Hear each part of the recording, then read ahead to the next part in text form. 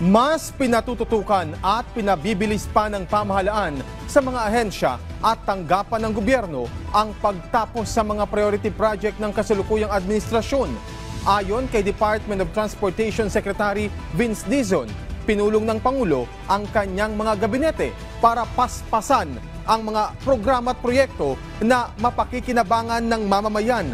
Kabilang aniya sa mga dumalo ay sina DILG Secretary John Vic Rimulya, Agriculture Secretary Francisco Chu Laurel Jr., Social Welfare Secretary Rex Gatchalian, Education Secretary Sani Angara at Communication Secretary Jay Ruiz. Ayon kay Dizon, target nilang ihatid ang programa sa mga Pilipino at para makatulong rin na iangat ang ekonomiya ng Pilipinas. Kailangan, nasabi ng Pangulo, kailangan bilisan natin ang mga kailangan natin gawin para sa mga kababayan natin. So, nag-meeting ang ibang mga cabinet members para pag-usapan kung anong mga programang priority na kailangan bilisan pa natin.